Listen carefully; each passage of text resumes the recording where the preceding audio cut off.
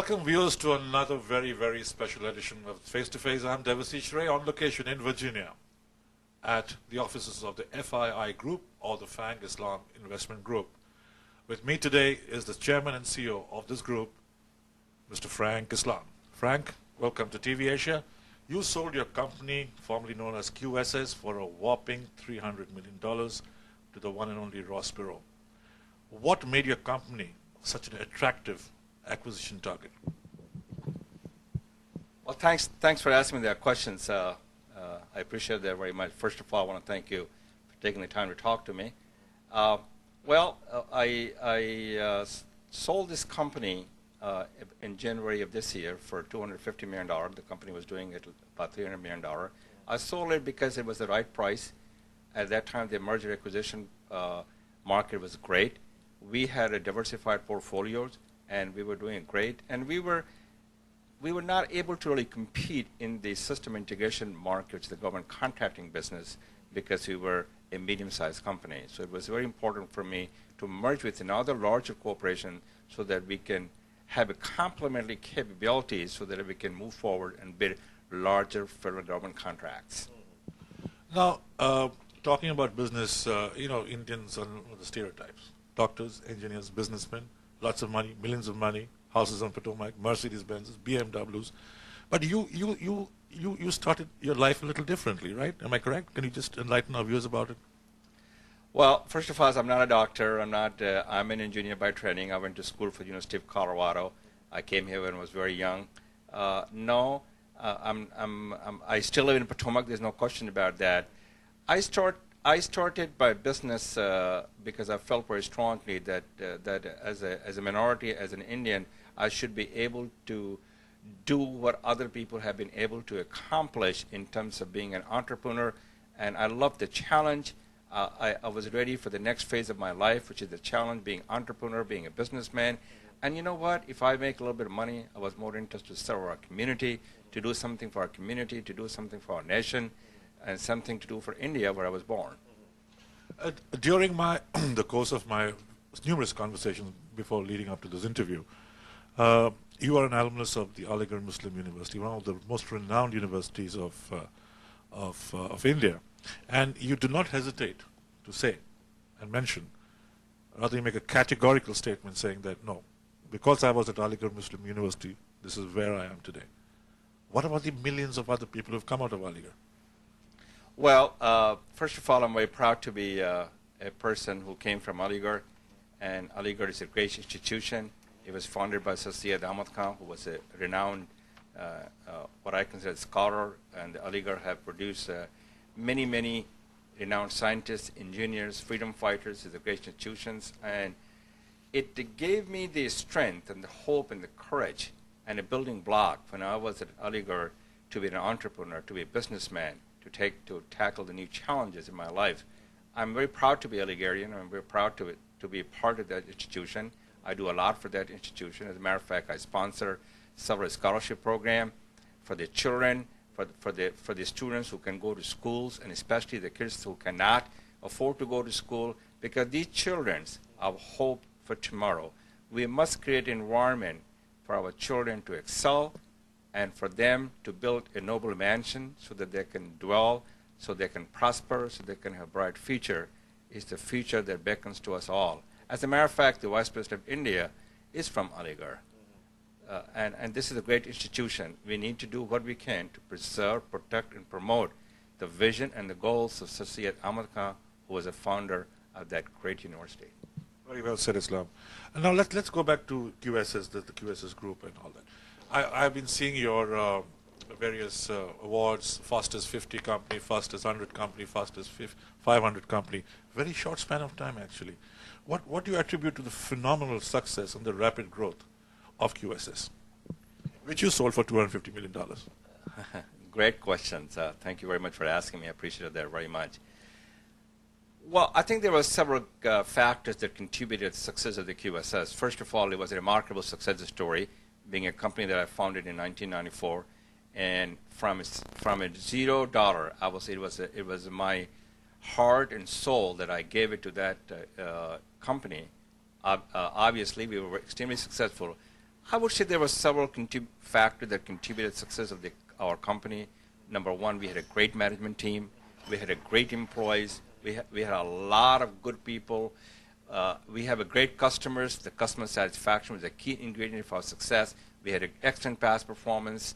And you know what? After all of these things, what was the most important thing is the employee that made it happen. They were the great contributor to the success of our company. And then effective and efficient leadership that I provided for QSS in order for us to have a remarkable growth and a success story. A story that we should all feel, take a pride, comfort, and joy. Very well said, Islam. Frank, I always wondered, that a business is like a baby, all right? You give birth to it, you nurture it, you bring it in, it crosses the adolescent stage, and then it becomes an adult, and then you look back and say, okay, this is my achievement, this is my product. How does it feel to sell that achievement? It's a good question. How do you?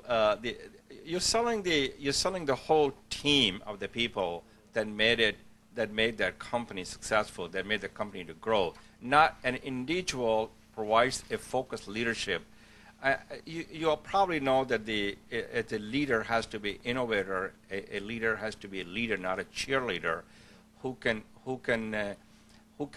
get people excited, who can get people. This is the goal. That's what we're going to accomplish. That's what we're going to make it happen, and that's what makes it a great company. And this is what makes a great CEO. A CEO of a corporation has to be a great leader of that corporation. Well, Frank, we've got to go to a quick break. We are in conversation with Mr. Frank Islam, Chairman and CEO of the FII Group, based in Virginia, Maryland. We're going to take a very short break. Stay tuned. We'll be right back.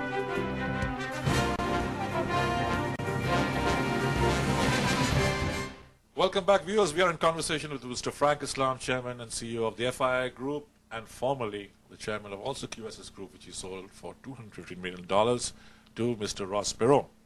Frank, welcome back. Thank you very much. I appreciated that. Absolutely, absolutely. Frank, talking about the small business groups, obviously you are now getting into a new business venture, which is medical diagnostics and all that.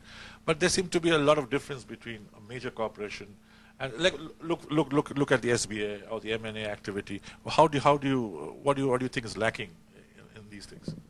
Well, as you probably know, I started my company as an 8A company, which some of the viewers probably do not know what that means. That means it's certified by Small Business Administration, which is the part of the U.S. government, which means you're a minority-owned company. So you possibly get some of the set-aside contract.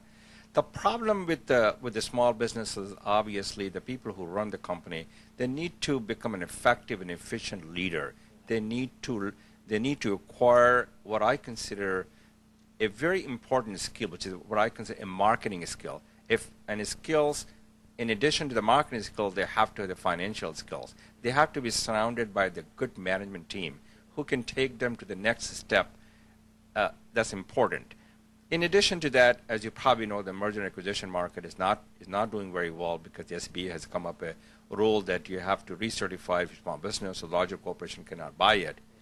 You also asked a question with regard to my new venture, where obviously after I sold the company, I have a non-compete for 3 years, so I cannot go buy another IT government contracting business, but I'm into the healthcare business. I think it's a great thing to do these days.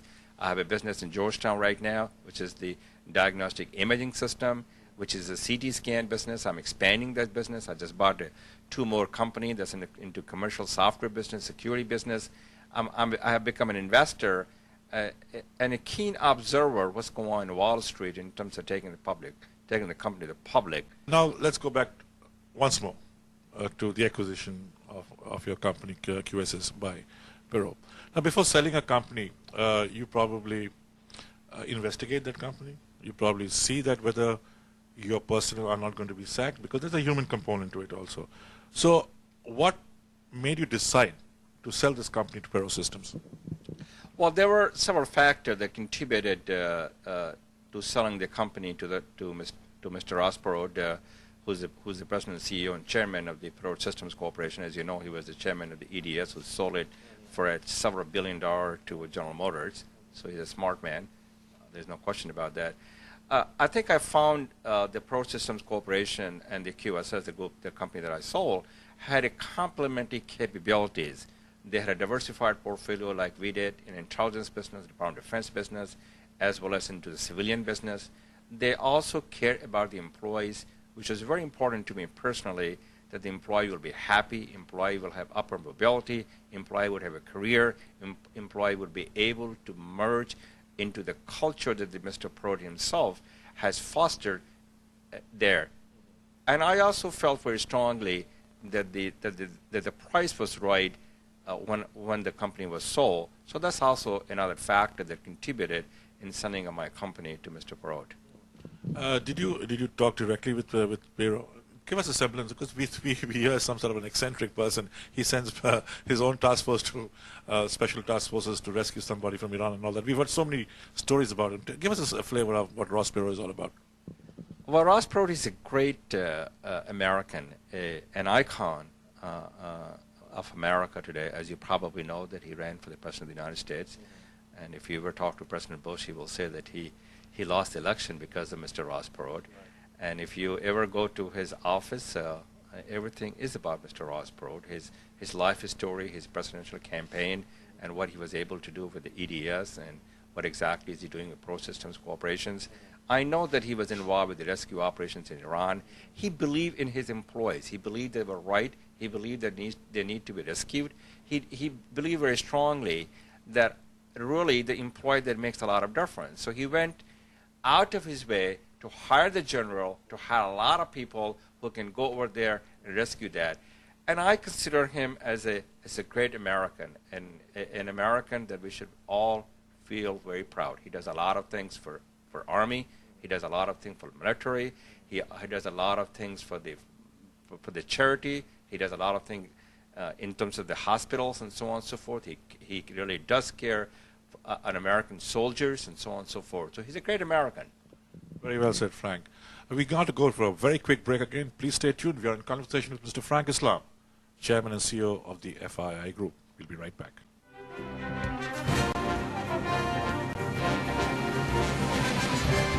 Welcome back again. We are in conversation in face-to-face with Mr. Frank Islam, Chairman and CEO of the FII Group in Virginia.